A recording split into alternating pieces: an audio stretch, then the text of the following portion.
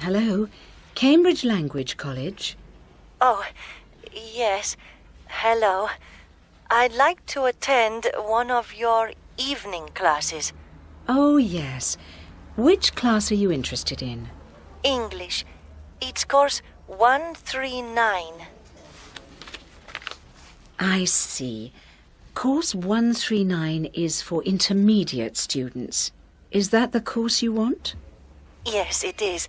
Intermediate. Right.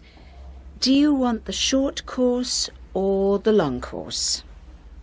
The long course, please. That's 12 weeks, isn't it? Yes. Now I need to take some personal details first. Your name, please. Silva. Silva's your surname, isn't it? Yes. Can you spell that for me? Yes. S-I-L-V-A.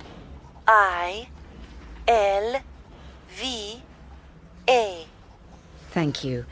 And your first name? Maria. Maria. Thank you. Oh, what's your nationality? I'm Mexican. I'm a student at university in Mexico City. I'm here for the summer. I see.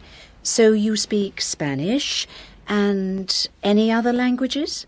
No, just Spanish. And a little English. And you're a student. And your date of birth? My date? Oh, the 11th of October, 1983.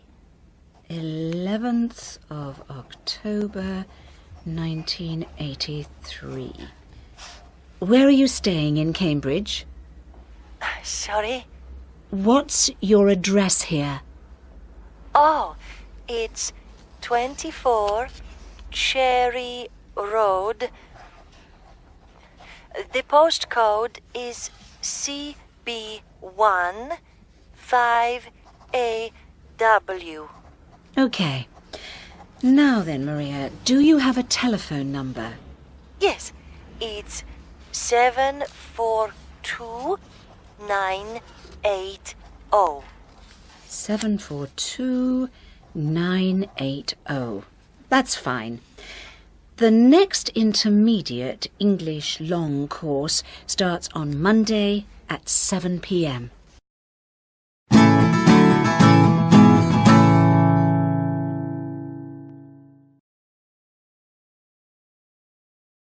Can you pass me the salt, please? Sure, here you are. Oh, thanks. Say, are you from the States? That's right. James Kent. Pleased to meet you. Hi there, James. My name's Pim Talong. Talong.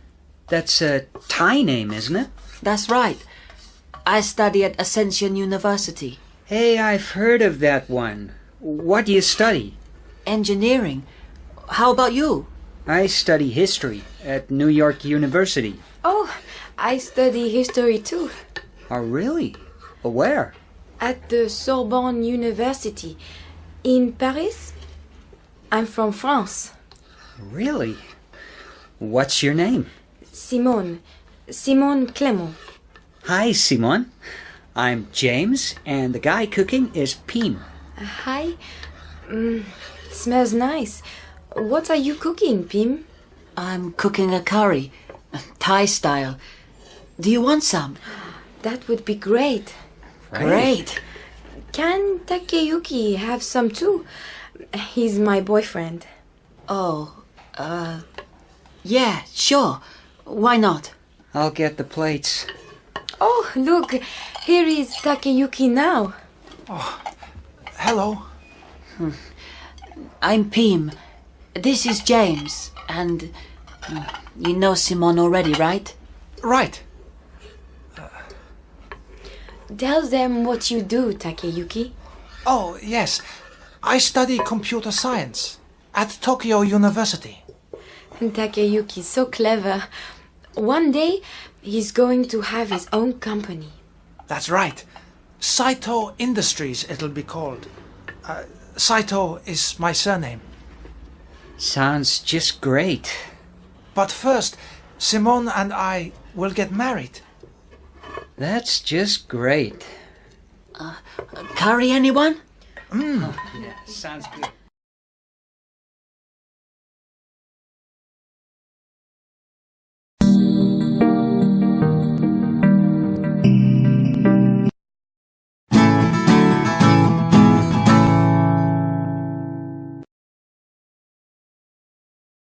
Hey, James.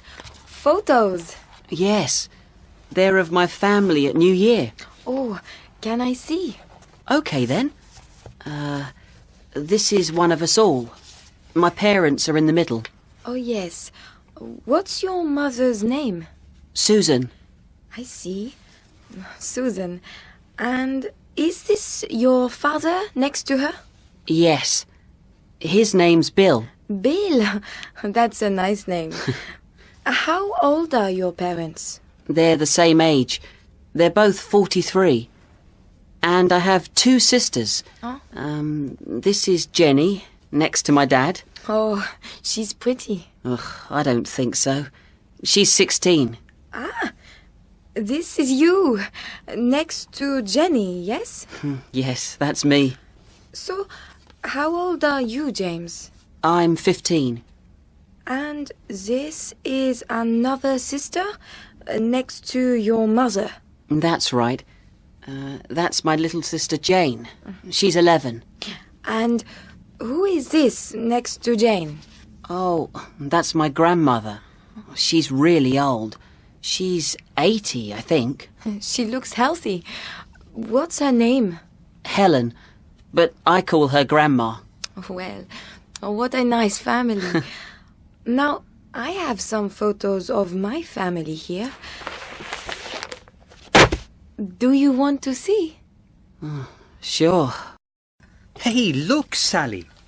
It's a letter from my family. Oh, there's a photo. Let's see. Where's this? India? That's right. Last summer. That's you on the left. Yes. And there's my sister Bina sitting next to me. She's 19 now. And next to her is my little sister Versha. She's lovely. How old is she? 14, I think. Yes, she's 14. And who's that next to her? Is that Amit? Yes, that's Amit, all right. He's 22. And that's your father next to him, isn't it? Yes, his name's Naveen. And next to him is my mother, Nina. How old are they? My dad is 56 and my mum is 53. Right. And who is this on the end here?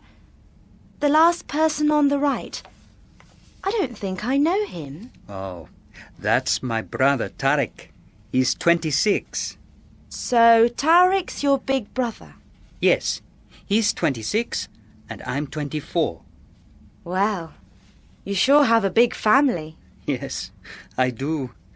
And guess what? What?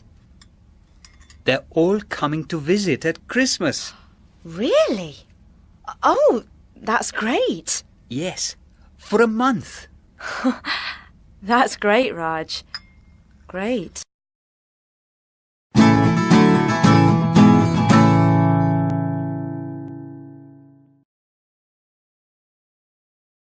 Welcome back, listeners. I'm Kent Brockwell, and in this morning's Family Life phone-in, we ask, how does life change after having a child? So let's start by going to the phones now to see what you, the listeners, think. First to line 1 and Tony. Tony, are you there? Yes, Kent, I'm here. So, Tony, you have a son, is that right? That's right, Kent. His name's Ben. He's 3 now. And can you tell us how your life changed after Ben was born? Sure. Well, the first thing that changed was suddenly my wife and I had no money. I never knew how expensive it is to have a child. My wife stopped working, so we had less money, but we had to buy so many things. Baby clothes, special soaps, a baby bath, a pram, toys. Wow. So you're saying your financial situation changed, Tony? Sure did. My advice, if you're thinking of having a child, is save up. Yes, good advice, Tony. Now, over to line 2 and Carol. Carol, are you there? Yes, Kent. Good morning. Good morning to you, Carol. Tell the listeners how life changed for you when you had a baby. Oh, well, the first thing my husband and I noticed was that suddenly we had no time left. We felt like every minute of every day just disappeared looking after Elizabeth. That's our daughter. So there was a lot to do then, Carol? Oh, you wouldn't believe it. We were always changing nappies, preparing food, feeding her, giving her a bath. So quite a change in lifestyle for you both then. Exactly. Everything changed the day she was born. And another thing, we were always worrying about something. Was she too hot? Was she too cold? Was she hungry? Oh dear. My advice to new parents is, don't worry so much. Just enjoy being parents. Well, thanks, Carol. Now our final caller is Lucy on line 3. Lucy, are you there? Hello. Good morning. So quickly, Lucy, as we don't have much time left, how did life change for you when you had a child? Well, I noticed that suddenly we had no space left in the house. There were nappies, towels, clothes everywhere. No space. That's right. And so many toys. I mean, everyone bought toys. Terry had hundreds of toys. Of course, he never really played with any of them. What a waste. My advice is ask for money, not toys. Well, thanks, Lucy, and our other callers. And now...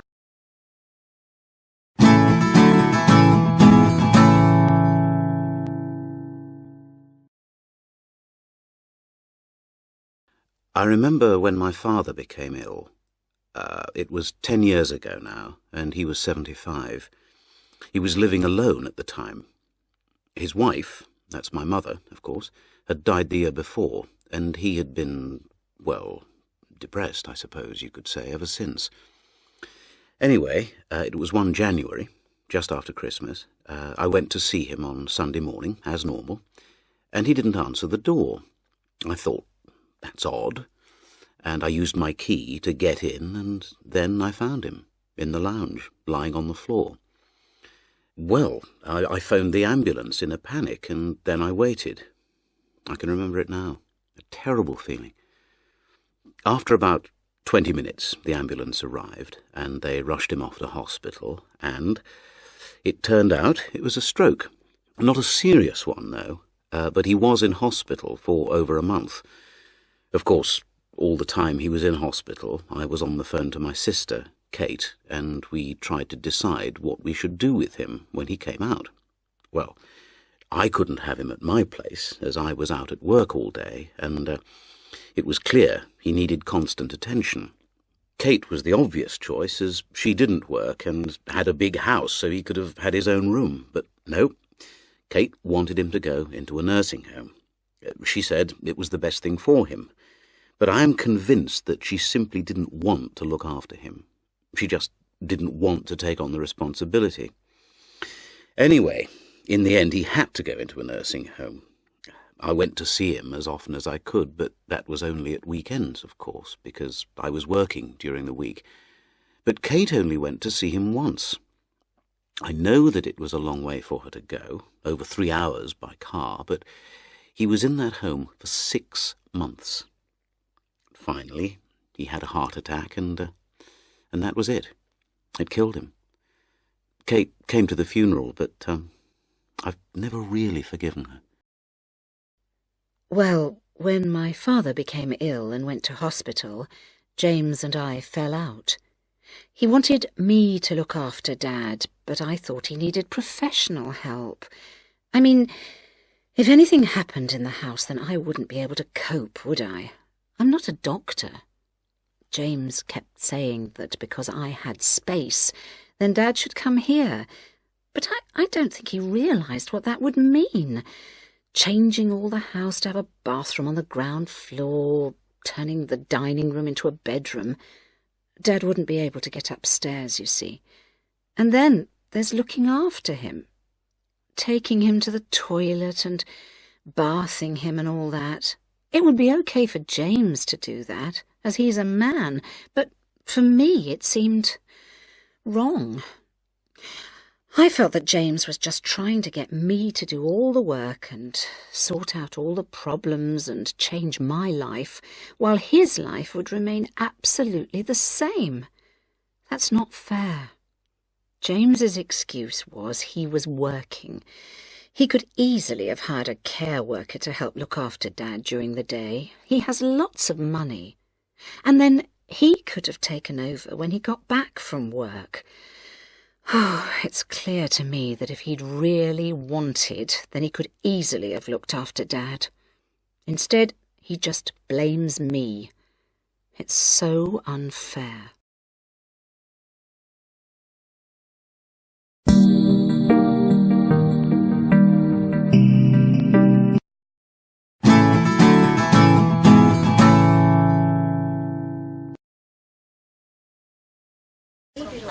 Welcome, everyone. Welcome to Language International. My name is Mrs. Watson, and I am the centre manager. I hope you will all have a wonderful stay here with us.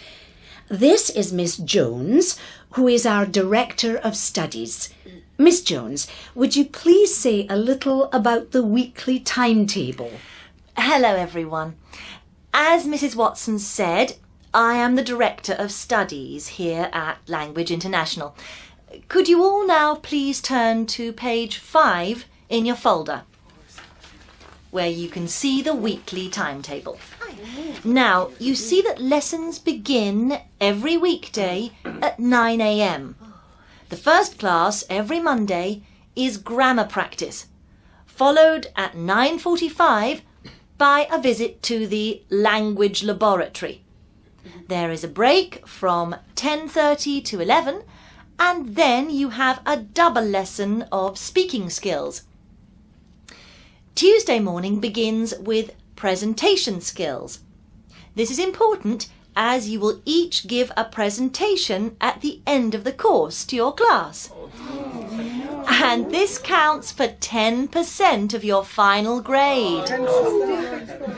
At 9:45, you'll have a reading skills lesson, and after the break, vocabulary development. In the afternoon, starting at 1:30 p.m, you'll go to the library. In the library lesson, you can read, watch a video, or practice grammar. On Wednesday morning, you have listening skills, and then what we call current affairs, where you'll listen to the news on the radio and discuss what's going on. After the break, it's another double lesson of speaking skills. Thursday morning begins with pronunciation. Then a special Life in Britain class, where you will learn about British culture. After the break is grammar practice once again. Finally, on Friday morning, in the first lesson, you will practice writing skills, followed by a lesson in the computer room. After the break is the weekly review period, where your teacher will help with any problems you may have. Oh, and don't forget you can study on your own in the library every weekday from 3:30 to 6 p.m. as well, if you wish. Thank you, Miss Jones. Now, I'd like to introduce you to Mr. Brown, who is the social organiser.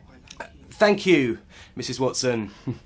Hello, everyone. I'm Mr. Brown, and it's my job to make sure you have some fun while you're here too. Now, this afternoon we'll go together on a walking tour of the city, and then on Wednesday afternoon we're off to the local sports centre, where you can play volleyball or football, use the gym, or go swimming to keep yourselves fit. And on Friday afternoons, we have a film club. This week's film is Spider-Man. On Saturday, we're going on a day trip to Oxford, leaving here at 8:30 in the morning. Please don't be late or we'll go without you. And finally, on Sunday, we're off to London, leaving at the same time. If there are any other things you'd like to do while you're here, then just ask me and I'll see if I can help.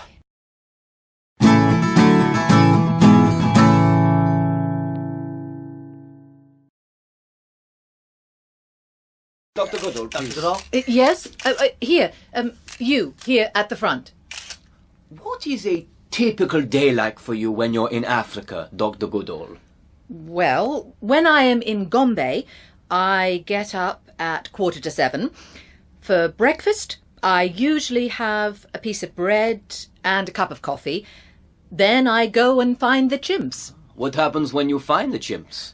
I spend the day following them in the forest.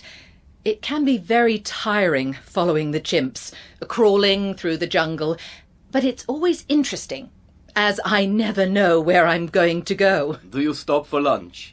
Oh, I usually don't bother with lunch when I'm out. What's the hardest part of the day? I'm used to living in the jungle now. That has never been difficult for me, actually.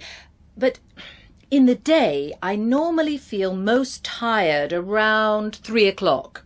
When do you stop following the chimps and go back home? When it starts to get dark. The chimps choose a place to rest. The young ones play up in the branches. It's lovely in the sunset after a hot day. When I know they are settling down, I head for home. How do you spend your evenings? The Gombe evening is magical. It's dark by 7:30 p.m. I jump into Lake Tanganyika. The clear, fresh water makes all the tiredness go away. Then I cook something like beans, onions and tomatoes over an open fire. And how about here in the UK? I guess your day must be a bit different. Just a bit, yes. In Bournemouth, where I have a home, breakfast is at 9, which is great, because I can get 3 hours work done first. I always have many letters to write. I try to reply to them all, especially ones from children. In the morning and the afternoon, I write replies to all the letters. I have tea with my family in the late afternoon, and then go for a walk with my dog. After supper, it's back to work again. And what about... Dr. Goodall? Dr. Goodall? Can I...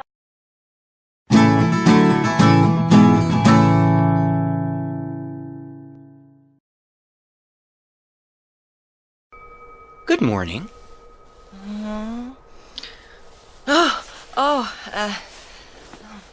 Good morning. What time is it? 6 o'clock. Oh. We missed you at breakfast. Am I too late already? I'm afraid so. Breakfast is in the great tent from 5 to 5:30. Here, have a piece of bread. Is that it? One piece of bread? Everyone has gone off to swim in the lake now. Do you fancy joining us? In December? You must be kidding. It's freezing. But the water is pure, and it refreshes our soul. You said that yesterday, and I still haven't changed my mind. I came here to escape, to forget all my problems for a week, not make myself ill. No way am I going swimming. And that's final. Oh, now, what's the rest of the program for today? Well, morning prayers start at 6:30. We meet in the great tent and chant together. Okay, I need to unwind. We do this for half an hour until 7. How about yoga? Isn't that in the morning as well? I can't wait for that. Yoga class is in the great tent from 7 to 8, and then we will walk in the wood to achieve inner peace. Now, wait a minute. Where's that leaflet you gave me? Ah, yes, here it is. Yoga finishes at 8, walking till 10. That's 2 hours. Yes, it's really invigorating. The walk will cleanse your spirit and refresh your soul. It seems a bit long to me. I'm not that keen on walking. Anyway, then from 10 to midday, it's meditation, right? Yes, we meditate together in the great tent. Great. And after lunch, what's this? It says here, creative skills. Here you will learn a special dance. We dance among the trees to show our love for nature and the world. The dance will refresh your soul. I'm not sure I like the sound of that. It's not really me. No, you'll take to it in no time. It's from 1 to 2 o'clock. After the dancing, you will learn how to express yourself through painting and song as well. Ah, that sounds more like it. Oh, and when do I get the massage? That's at 4 o'clock. Then dinner. Dinner. Yes, here it is. At 5 o'clock. What do we get? Soup and bread. Soup and bread will... Let me guess. Refresh my soul, right? That's right! Then what? Then at 5:30, you return to your tent and meditate alone. You remain alone until breakfast the next morning. I think that'll be the best part. Right. I'll see you at morning prayers in the great tent. Yes, I'll see you then.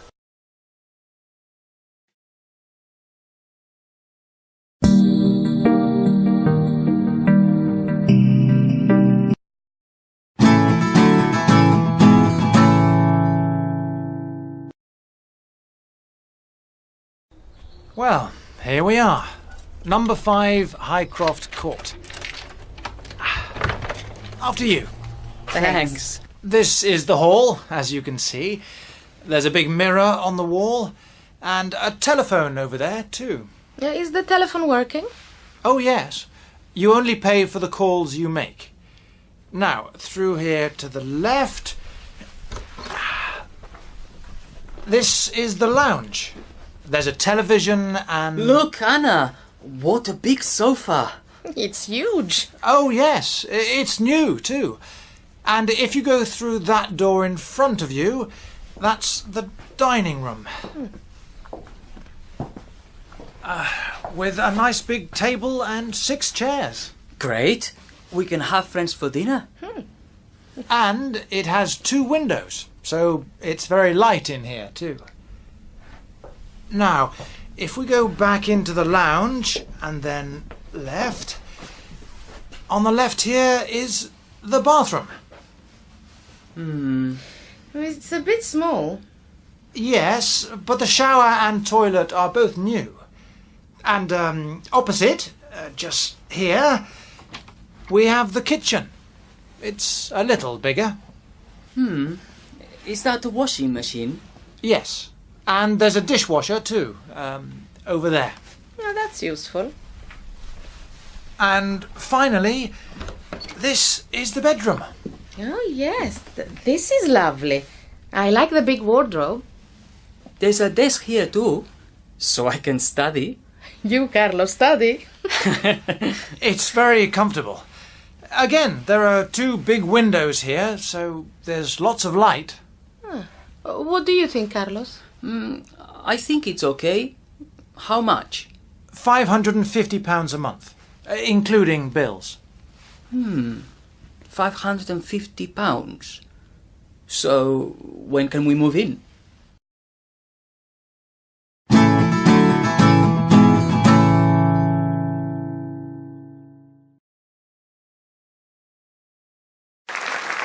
And welcome back to this week's Celebrity House Challenge. Now, this is the moment you have all been waiting for, as once again we go with Tina for a look inside a celebrity's home. Thank you, David, and welcome to all you viewers out there. Well, here I am in one of the most luxurious homes I have ever been in, and just look at this wonderful lounge.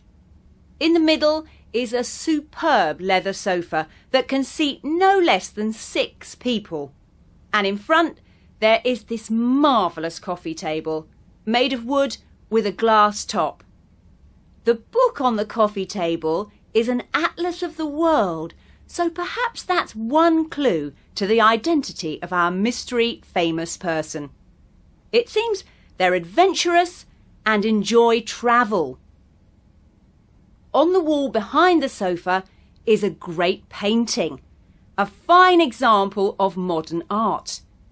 This person is clearly very cultured and has excellent taste. And opposite the sofa is the television. And what a television it is! A huge, state-of-the-art, widescreen TV. And there are so many videos and DVDs here. So, this person must surely be a movie fan. The floor is polished wood, which gives the whole room an elegant feel. Near the door to the kitchen, there are some children's toys on the floor. So, this person must have a family. Well, what else can I say here? Oh, there are some beautiful flowers in the window. They add a feminine touch to the room. And together with the lady's handbag here on the sofa, you might think this person is a woman. Oh, yes, and one more thing.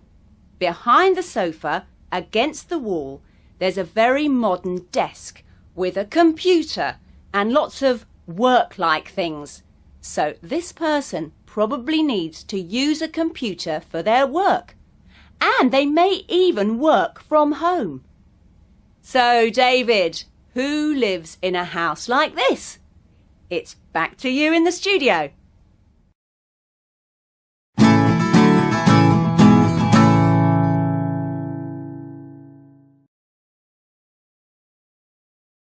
so, moving on into the lounge now, what were you thinking of here? Well, it's rather dingy and dark in here, so we'd like to have more lighting. Can you give us some ideas? I see what you mean. If we have a large lamp here in the corner, it will help throw some light on the sofa. That'll give a soft, warm glow, very atmospheric. Oh, that's a good idea, isn't it, darling? Yes, but what about the walls? Don't you think we should have lights there? Yes. If we use what we call occasional lighting, then again that should help balance things up.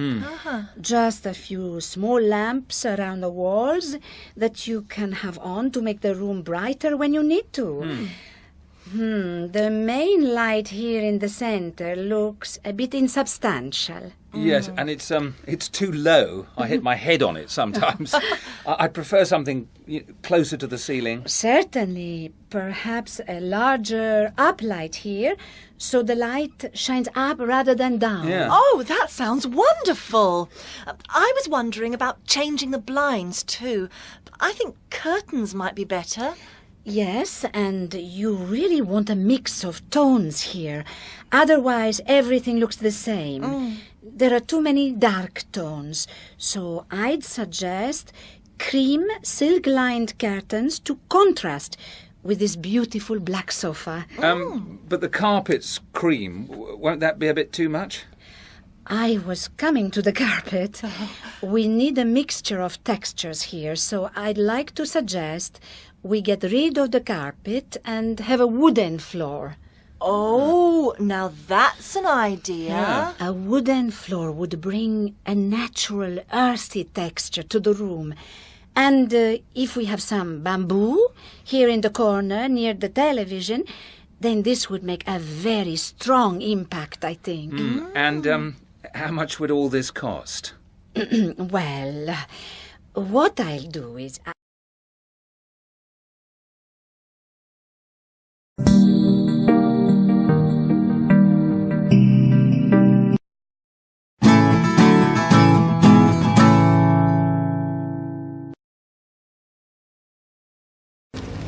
Okay, let's open this and start.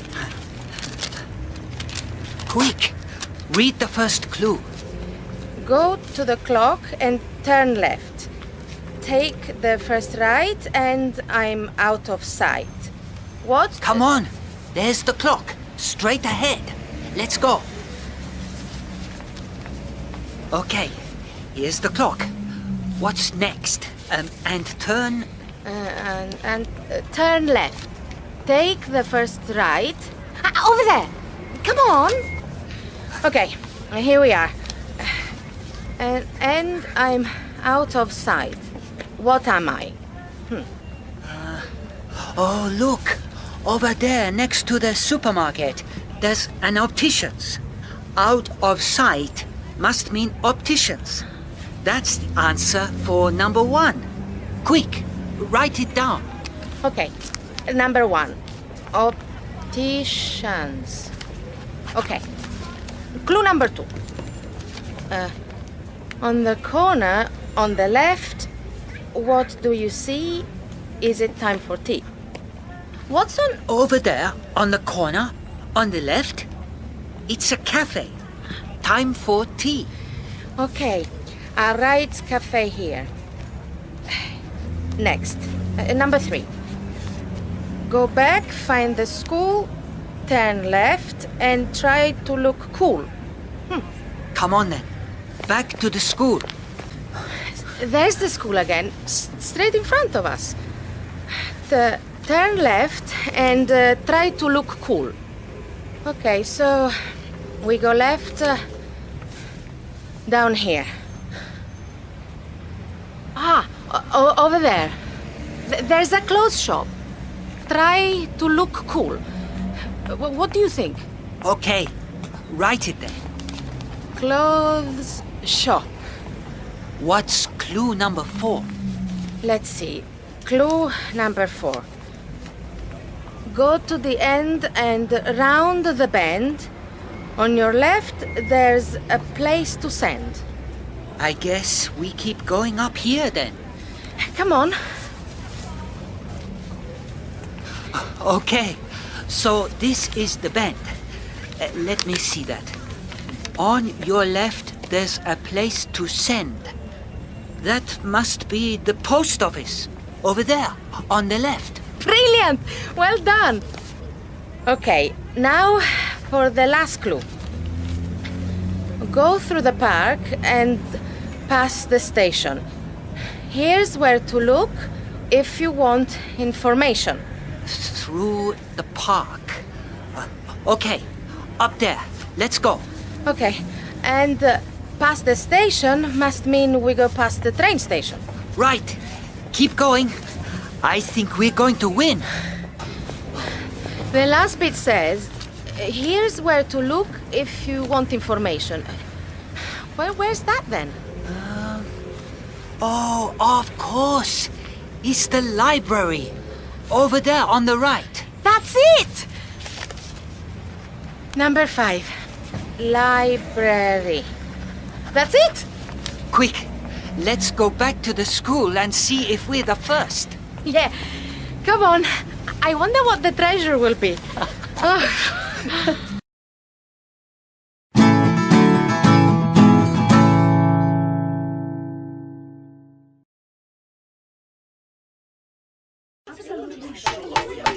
Order! Order! Welcome! Welcome, everyone. Welcome to this public information meeting. Now, we have many things on today's agenda, but I think it best if we start with the main issue, which I'm sure is why so many of you are here tonight, the new bypass. It should have. Mr. Johnson, you are director of the Stockton City Planning Department. Can I ask you to explain the plan and the reasons for the bypass? Yes, Madam Chair. The City Council feels that a bypass is needed north of Stockton to take traffic away from the city centre. As you all know, there are just too many cars and lorries driving through Stockton. Now, I know local residents may not like the idea, but the best place for the bypass is through the Lee Valley. There is simply no alternative. The Lee Valley is close to Stockton, the ground is ideal for road building, and it is the cheapest option we have. Order! Thank you, Mr. Johnson. Now, may I ask Sarah Wilson, the leader of the Save Lee Valley group, to explain the objections. Thank you, Madam Chair. We residents of Lee Valley strongly object to plans for the bypass going through our countryside. The Lee Valley is the most beautiful, unspoilt area in the region. We mustn't destroy it forever. We must preserve it. What's more, it's an important historical site too. There are many ancient Roman remains here that the bypass would completely destroy. And finally, Madam Chair, we residents do not want 20,000 vehicles a day passing our homes. This would cause too much pollution. The plan is totally unacceptable. Order! Thank you, Mrs. Wilson. Now, are there any questions?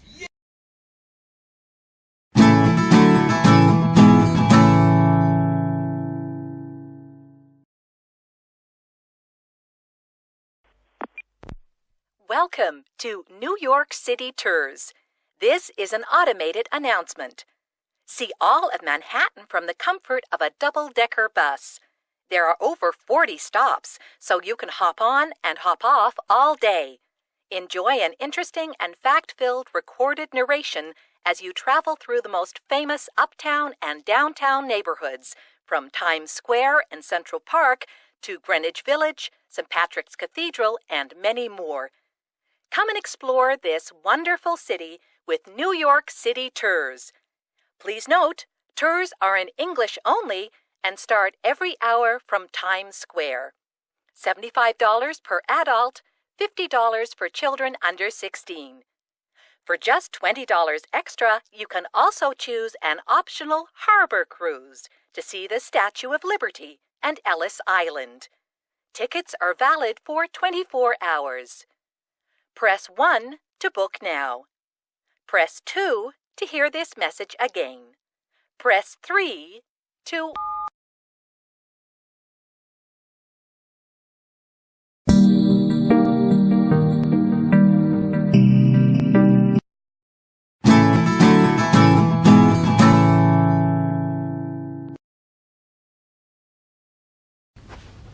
Can I help you?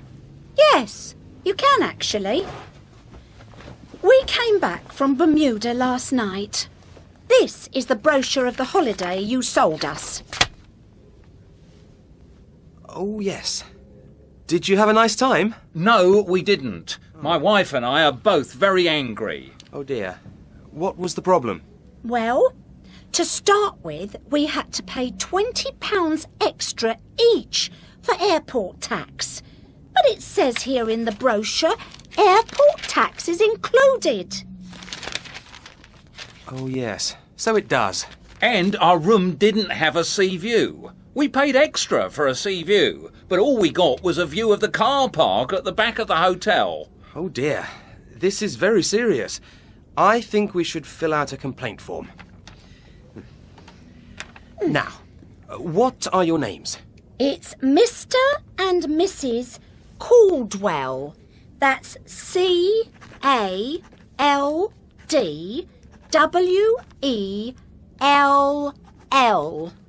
Okay. And the holiday was in Bermuda? Yes, 2 weeks, from the 10th to the 24th of February. 10th to 24th of February.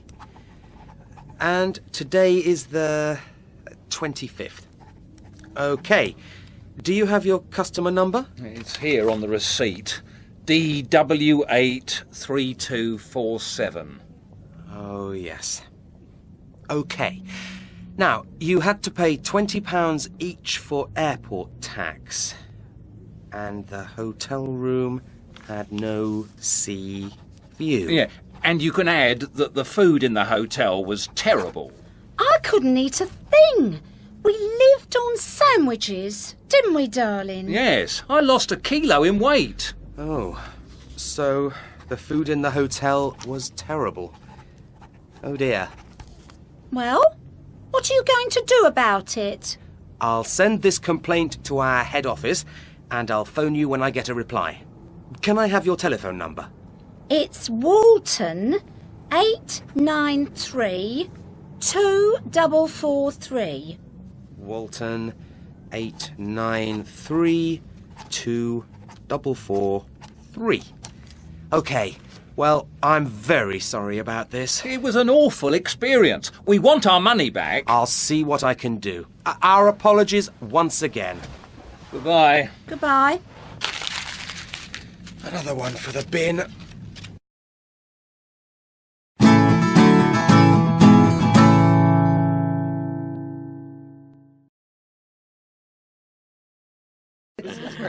What about you, Tina?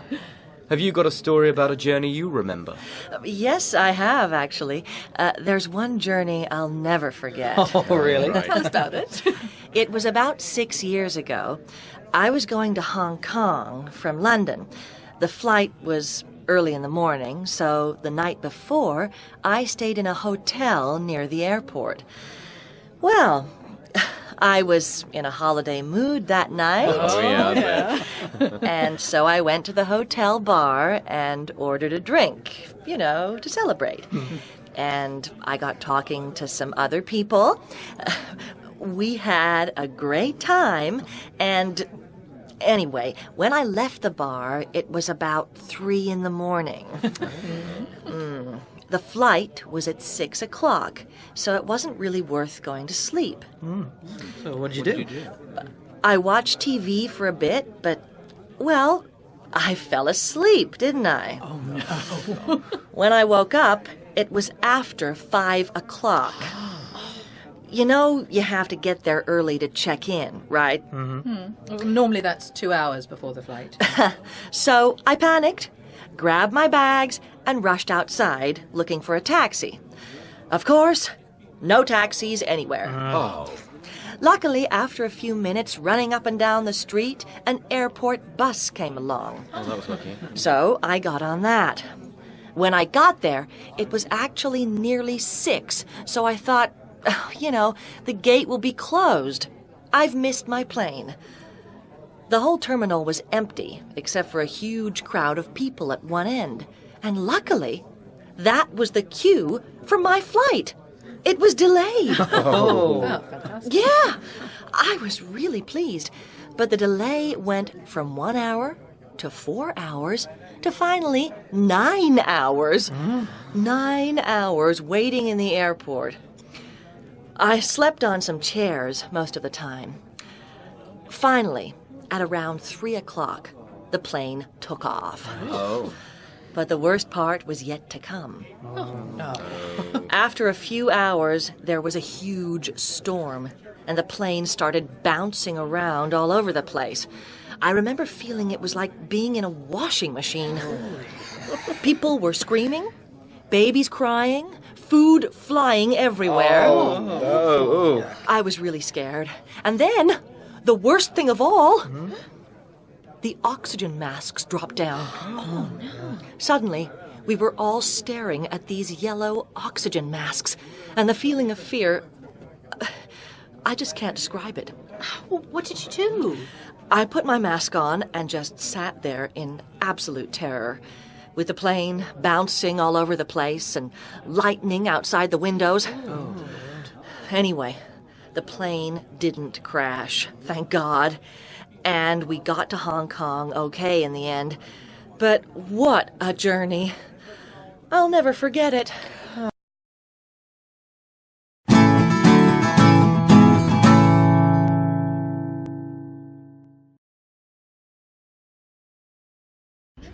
Welcome to our tour.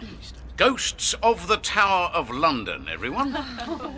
The tower has stood on this ground since 1066, when Duke William of Normandy invaded England. And throughout its history, it has been used as a prison and place of execution, which may be why, today, some people say this is one of the scariest places on earth. There are many tales of ghosts here. The ghost most people see is Anne Boleyn, the second wife of King Henry VIII. When she didn't give birth to a boy, she was beheaded on Tower Green in 1536. A headless female figure in a white dress has often been seen close to where she was executed, near Queen's House. She is also said to haunt the Chapel Royal, where the same headless figure has been seen leading a ghostly procession of lords and ladies down the aisle towards where her headless body is buried. The tower was also the scene of the infamous disappearance of the two princes, Edward, 12, and Richard, 9, who were thought to have been murdered in 1483. When their father, King Edward IV, died, his brother Richard took the boys to the tower for their protection, but they disappeared. Richard was later crowned Richard III. According to one story, guards in the late 15th century spotted the shadows of two small figures gliding down the stairs in the White Tower.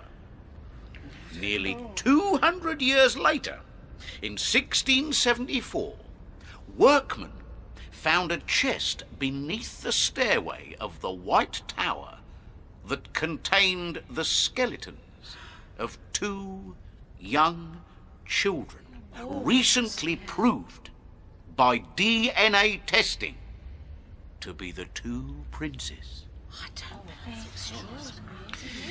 Lady Jane Grey was just 17 when she was executed on the 12th of February 1554, after only 9 days as Queen to Henry VIII.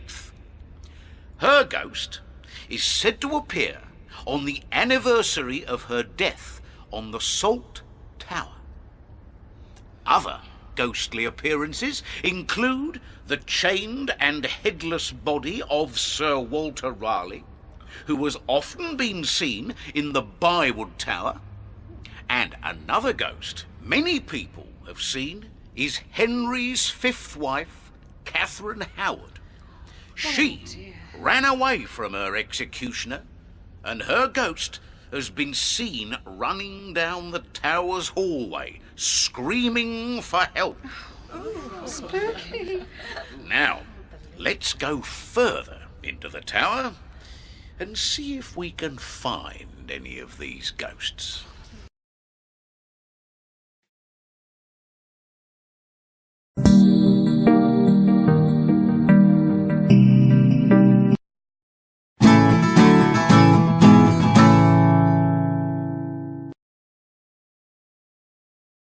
Hello and welcome once again to What's Cooking, the program that shows you the quick and easy way to cook tasty meals.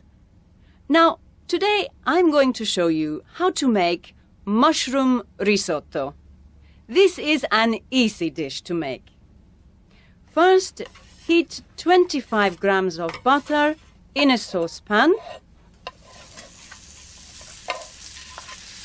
Then add half a large onion, chopped, and cook for 3 minutes.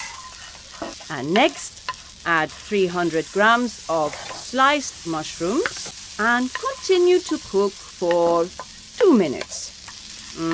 And now we are ready for the arborio rice. 350 grams. Stir it well. And next, you need some liquid.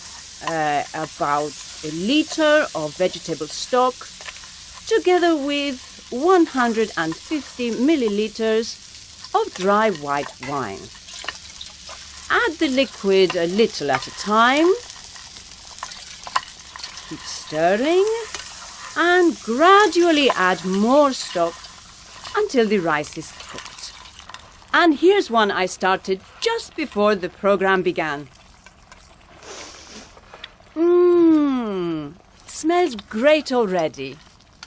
And finally, we're going to turn the heat off. Add 40 grams of grated cheese. Cover it and let it stand for 5 minutes. Okay, that's 5 minutes. So let's take a look at our risotto. And there you are. One perfect mushroom risotto. And next week, I'm going to show you one of my favorite desserts.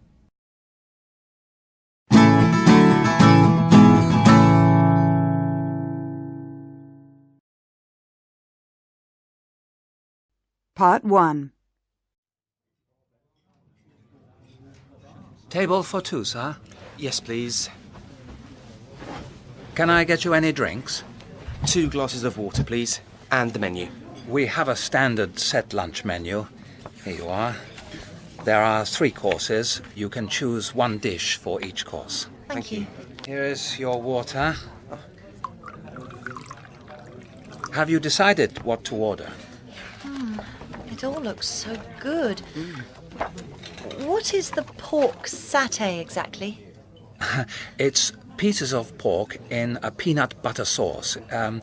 Quite sweet. Very tasty. That sounds delicious. I'll have that to start with. Very good. 1 pork satay. And for you, sir? Are the spring rolls very spicy?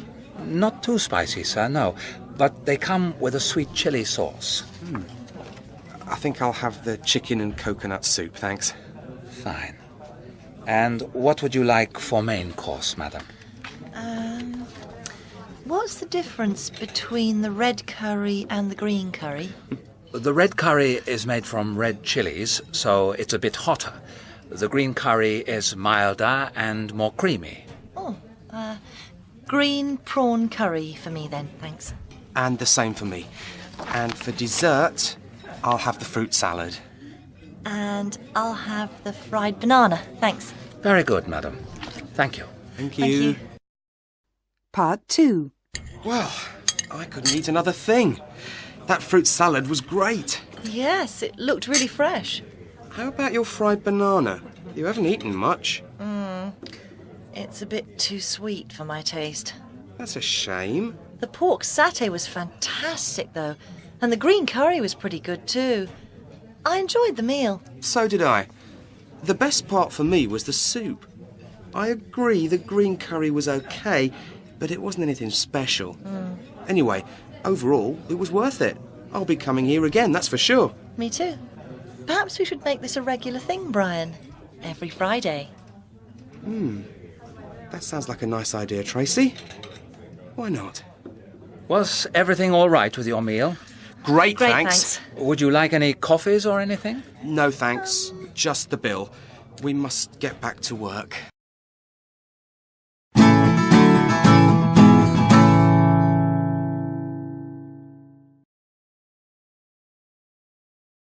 Radio City. It's the Big Breakfast Show with Mike Martin. Good morning, America.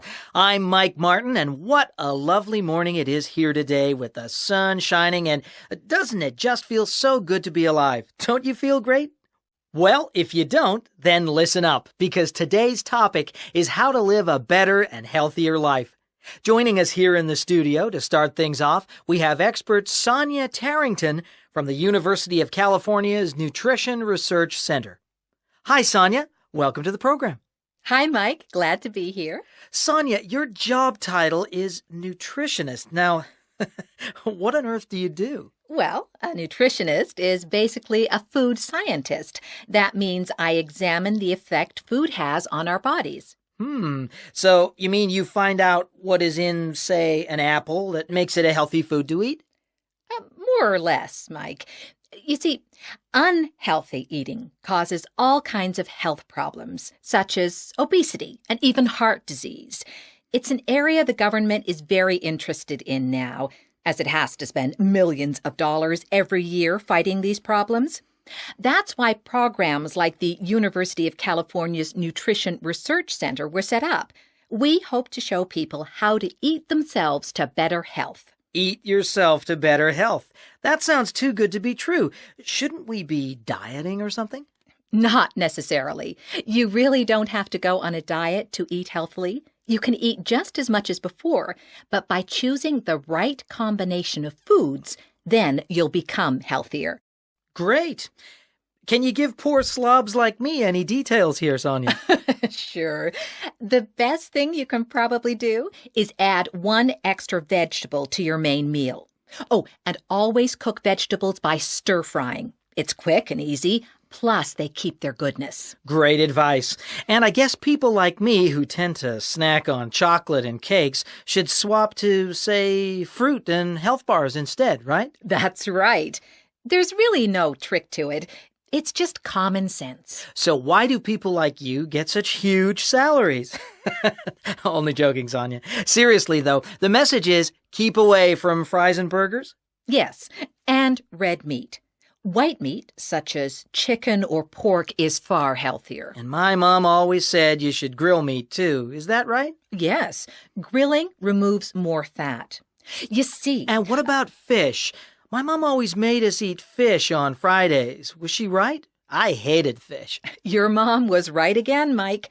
At least once or twice a week you should eat fish. It's full of goodness and very easy to digest. Okay then, Sonia. So, are you telling us that lots of fresh fruit, veg, and healthy things like that will make us live longer? Well, the statistics suggest yes. You'll live a longer and healthier life. In fact, some research shows that eating more fruit and vegetables can reduce your risk of cancer by as much as 20%. Amazing. Well, we'll be back with Sonia right after the ads.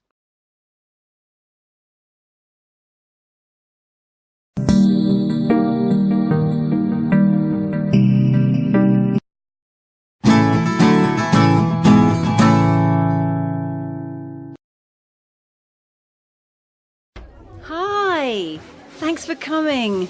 It's great to see you. Come in. Now, let me tell you about my friends.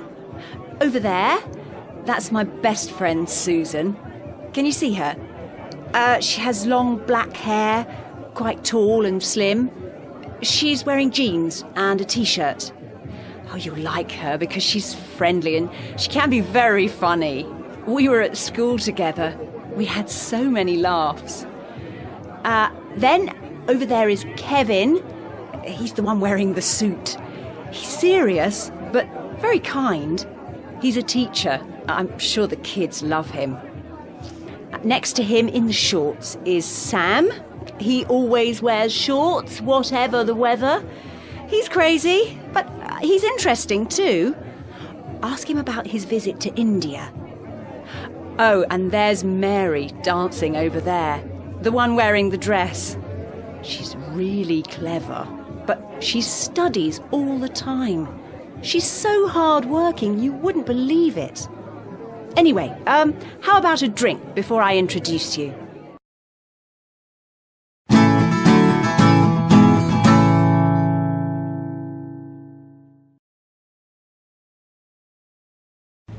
Hi, Sally. Long time no see. What are you doing here?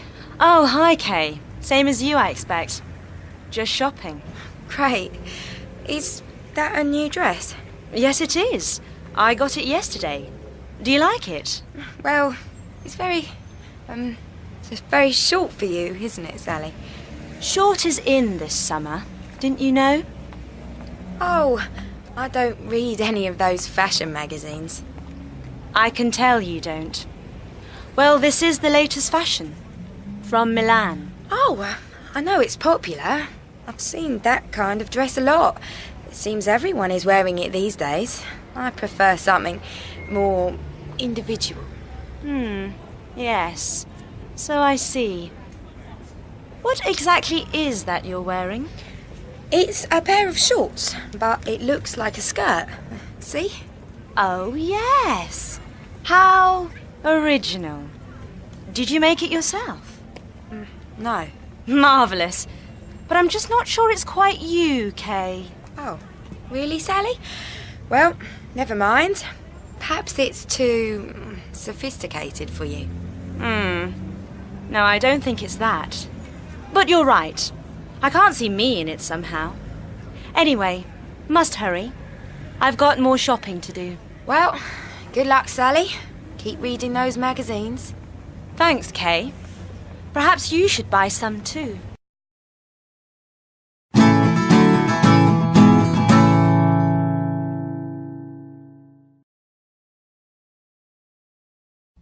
Now, today's lecture is the fourth in our series of lectures on the changing face of beauty. This week, I'll look at beauty in the modern world. Of course, remember also that I'm not just referring to female beauty, but concepts of male beauty too. Certainly, images of beautiful women or men are all around us. You can find them in fashion magazines, on TV, in movies. We all know what beautiful people look like, even if we are not beautiful ourselves. Yet, even in the modern world, what we see as beautiful is constantly changing. In the 1890s, the actress Lillian Russell was called the most beautiful woman in the world. She was 165 pounds, that is 75 kilos. In 1967, the fashion model Twiggy was seen as the perfection of beauty, and she weighed just 91 pounds, which is 41 kilos. A big change in our perception of beauty in quite a short time. In the desire to be perfect, many people decide to change their appearance through surgery. Cosmetic surgery, which started as long ago as 1910, aims to improve our physical appearance. Then it was an expensive luxury. Now it's almost routine. Men who want more hair can have hair transplants or pec implants for a more masculine chest. Women have facelifts or tummy tucks to remove fat. The problem is not the size of your stomach or the amount of hair on your head. The problem is that today, more than in any other time in history, we choose to identify ourselves by our appearance. We all want to be beautiful because we all think beautiful people lead better lives.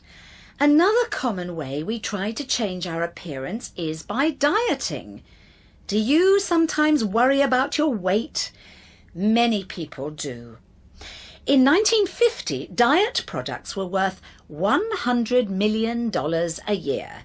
Today, the diet industry is worth over $50 billion a year.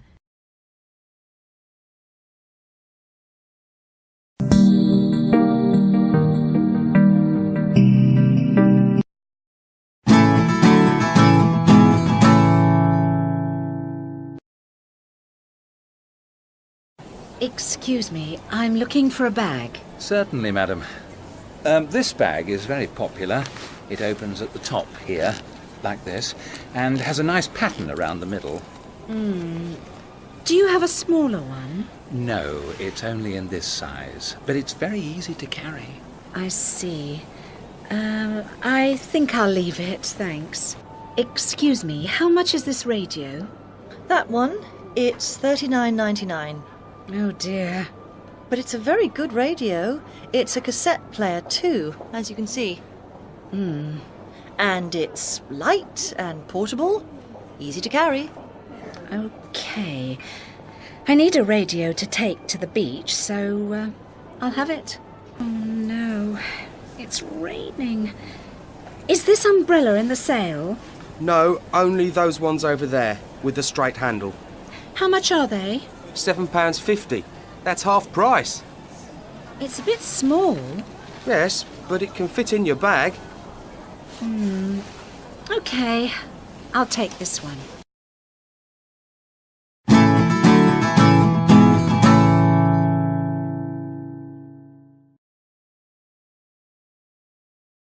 Okay, quiet please. Can everyone hear me?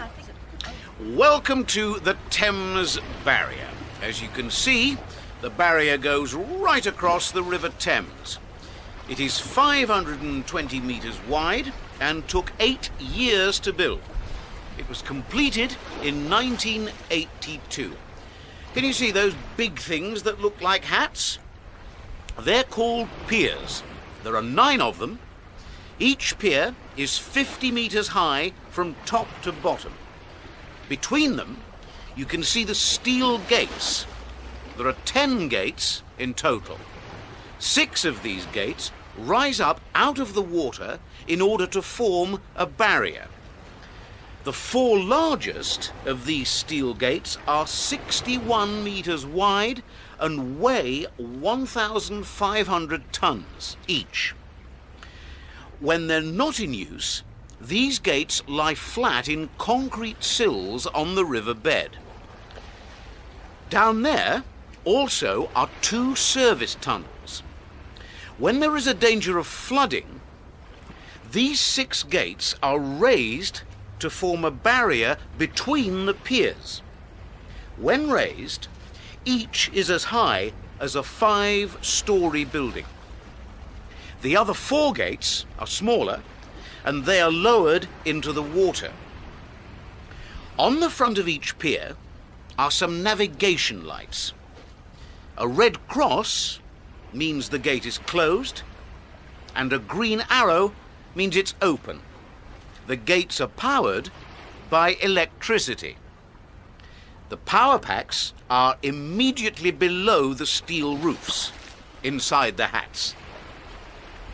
The Thames Barrier protects London from flooding. This is necessary because every 100 years the water in the river rises 75 centimetres. This is due mostly to global warming, but also in part because the south of England is sinking slowly. But the rising water level isn't the main threat. The main danger of flooding comes from sudden big waves that come in from far out to sea. These are called tidal surges. So far, the barrier has protected London against flooding nearly 70 times. 750,000 people living in London are in danger from flooding, so it's very important to them. It wasn't cheap. It cost over £535 million to build. But this is a lot less than it would cost to repair any damage to London if the city was flooded. Now, are there any questions?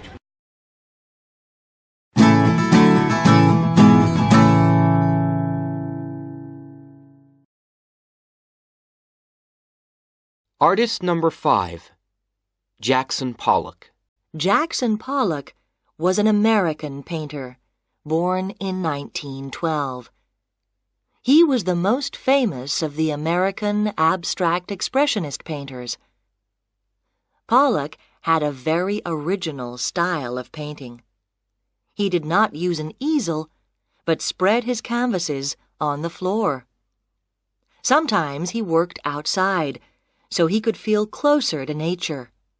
It was essential, he said, to walk around it, work from all four sides, and be in the painting. He often used materials from the surrounding environment actually in his paintings. He mixed sand and broken glass into some paintings. He sometimes added cigarettes, nails, buttons, coins, whatever was nearby that seemed appropriate. Jackson Pollock didn't paint in the normal way. Rather, he let the paint dribble from the brush and fall onto the canvas. He would often use a stick and flick, splash, dab, and drip the paint onto the canvas.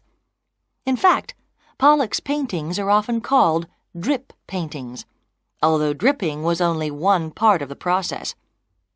Sometimes Pollock simply put a hole in the bottom of the paint can and let the paint flow onto the canvas from there.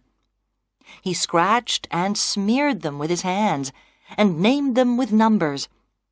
He used cans of ordinary house paint rather than oil paint. Pollock had an intense and energetic style. His shocking new technique demonstrated physical movement in his work, known as action painting. Each painting was more like a performance. He would almost dance around the painting, flicking and splashing paint. He had no predetermined format in mind when he began painting. He just let the paint lead the way, apparently at random. This spontaneous approach has led some people to think, my 5-year-old child could do that. Some critics agreed, saying his work lacks technique and is simply chaotic rather than artistic. However, others said he had a unique style that simply cannot be copied. Pollock himself insisted, there is no accident. The painting has a life of its own. I try to let it come through. Here we can see one of his most famous drip paintings, Number 1, also called Lavender Mist, painted in 1950. 3 meters long, the canvas is alive with lines and shapes that never let the eye rest. We are kept constantly searching. It has a fresh, active feel. Although now this style of abstract expressionism is out of fashion, Pollock had a great effect on the history of modern art.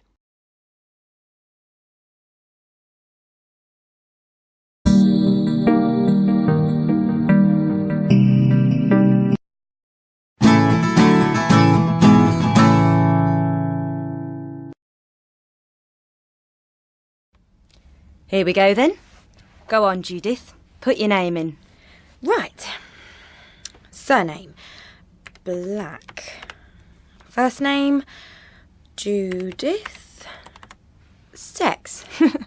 Duh. Female. Occupation, student. Children. No, you know that.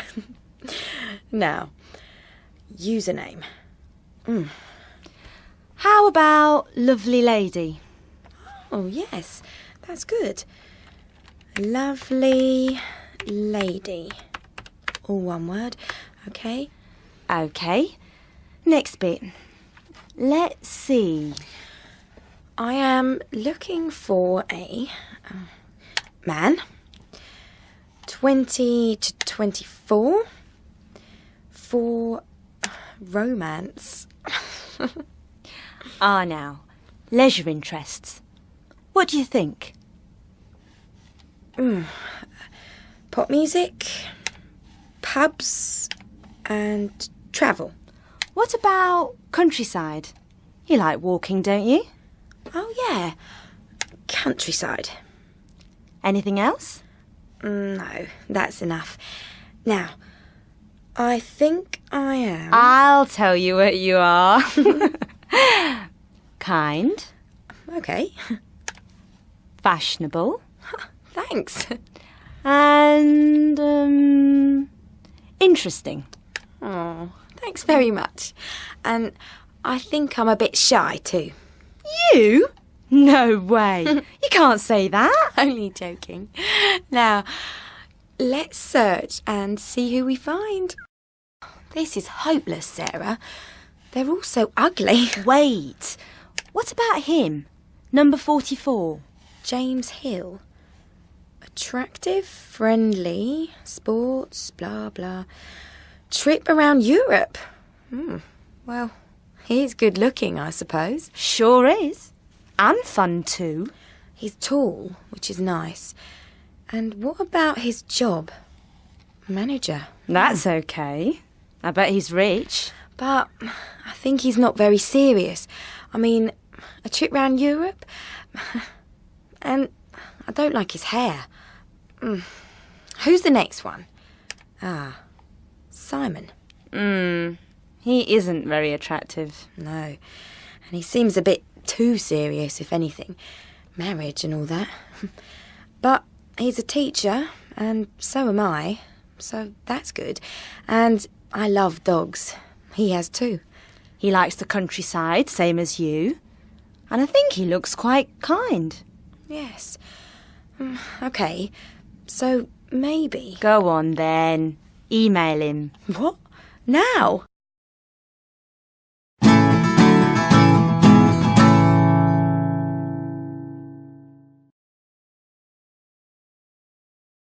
Thank you, Kevin Edwards, for that short speech. Now, next we have Indira Komandur. My talk is about arranged marriage. I'm 17. My parents are already starting to look for a husband for me. In a few years, I shall marry a man that they choose.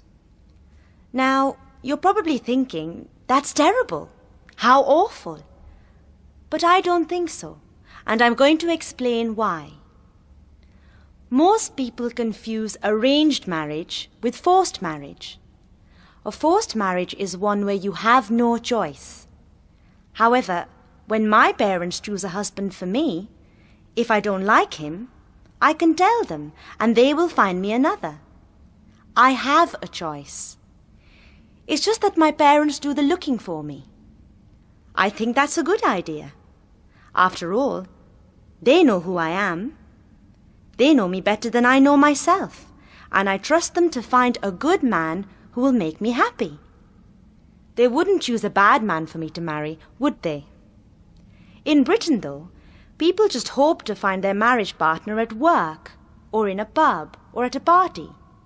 This means it must be hard to meet the right person, I think.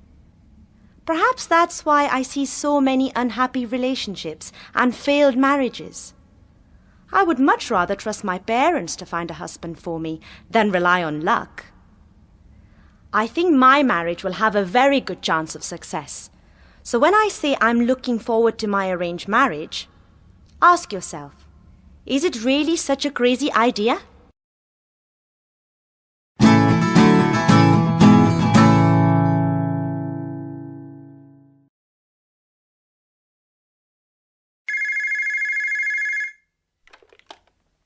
Hello? Hi, Sophie. It's Elaine. How are you? Elaine! Hi, I'm fine. I'm just preparing Tom's milk. He's hungry. Oh, how is he? Oh, he's fine, growing all the time. And Philippe, is he okay too? Yes, Philippe's fine. He's out at work just now. So anyway, what's up? I've got some news. Oh, yes? What? I've left my job. Oh, really? So suddenly? Yeah, well, I had a row with the boss and he wouldn't change his mind, so I decided to quit, there and then. Wow. How do you feel about it? Relieved. It's a real weight off my mind. I wasn't enjoying it at all. Good for you. So what will you do now? That's what I'm phoning you about, actually. I'm coming to Paris. Oh, Elaine, that's great. Yes, I'm leaving next week. Actually, I've a favour to ask. Yes? Is it all right if I stay with you for a while? I don't have anywhere to stay and a hotel would be so expensive. Oh, well, it's just, we only have one bedroom here. That's okay. I can sleep on the couch. But little Tom, he doesn't sleep much. We are awake most of the night right now. That's okay. Maybe I can even help out. I can look after him if you like. Oh, go on, Sophie. It wouldn't be for long. Just until I find a job, and then I can get somewhere to live on my own. It may not be that easy to find a job here, you know, Elaine. There's a lot of unemployment now. Oh, I'm sure I'll find something. Go on. It'll be fun. Well, I'll have to ask Philippe. Oh, great. Thanks so much, Sophie. You don't know how much this means to me. But... Listen, I have to go now, but I'll call you before I leave. Thanks so much, Sophie. See you at the airport. Bye.